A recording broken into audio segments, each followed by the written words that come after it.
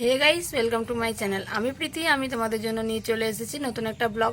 আজ হচ্ছে দশমী, সবাইকে দশমীর অনেক অনেক শুভেচ্ছা জানাচ্ছি।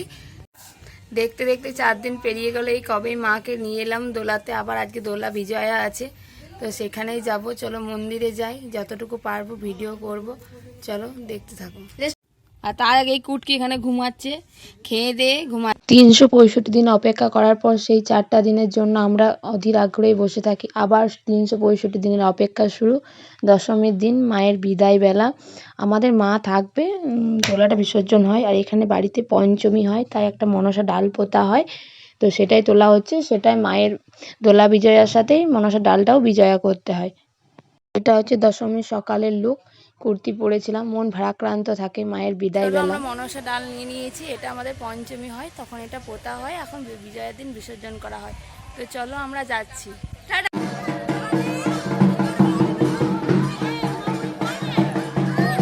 যখন অপেক্ষা করে থাকি যে পুজো কবে আসবে আসবে, সেই দিনগুলো মনে হয় শেষ হতেই হয় না। কিন্তু এই 4টা দিন যে 24 ঘন্টার মতো কি করে যে পেরিয়ে যায় বুঝতেই পারা যায় না। আর এখানে মায়ের দোলা বিজয়ের যে নিয়মগুলো হয় সেগুলোই করা হচ্ছিল। দেখো আলো আলো আকাশ, দেখো আকাশ তারায় ভরা, দেখো যাওয়ার পথের পাশে ছোটে হাওয়া পাগল পারা। এত আনন্দ আয়োজন সবই বৃথা আমায় ছাড়া। ভরে থাকুক আমার। দেখতেই পাচ্ছ এখানে সিঁদুর খেলা হলো সবাই একসাথে। তারপর আমরা বাড়ি চলে এসেছিলাম, আর থাকিনি। এবার রাত্রে দেখে নাও। দশমীর নাইট লুকে রেডি হয়ে গিয়েছি।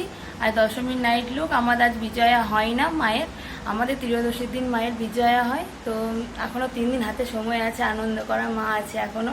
তো দেখতেই পাচ্ছ, তো বুনি আসুক, ফুল লোকটা আজও রেখে যাবো বুনু এলে।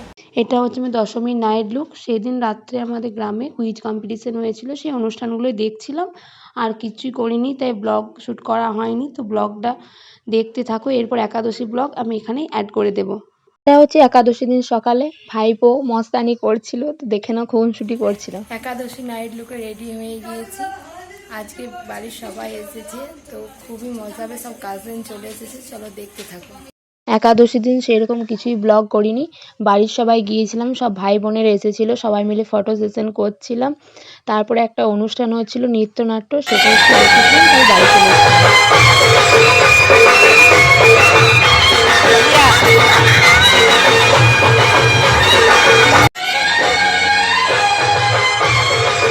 গানটা শুনে পুজো বাড়ি কম বিয়ে বাড়ি বেশি মনে হচ্ছিল। এটা হচ্ছে আমার একাদশী ফুল লুক, দেখে নাও।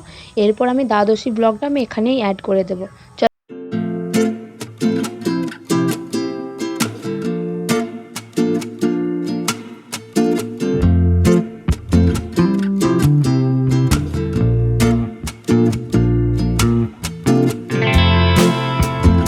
দিন সকালটা বস্ত্র বিতরণ দিয়ে শুরু হলো। আগে তোমরা দেখে নিয়েছো, ভাই এখানে খেলা করছে। আর দ্বাদশীর দিন আমাদের এখানে মহোৎসব হয়, তো তারই প্রসাদ দিচ্ছিল। আমাদের প্রসাদে ছিল পোলাও, কাশ্মীরি আলুর দম, পায়েস, খিচুড়ি, সবজি আর চাটনি।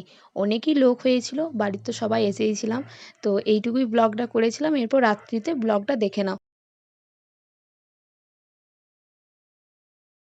এটা হচ্ছে দ্বাদশী রাত্রি, তোমরা তো সবাই বুঝেই গিয়েছো। একটা গ্রাউন পরেছিলাম, ওয়েট ফুল লুকটা দেখে।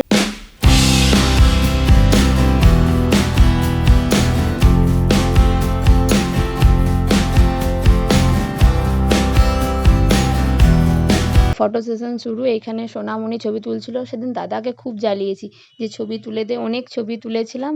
আর বুনি ভিডিওগুলো করছিল।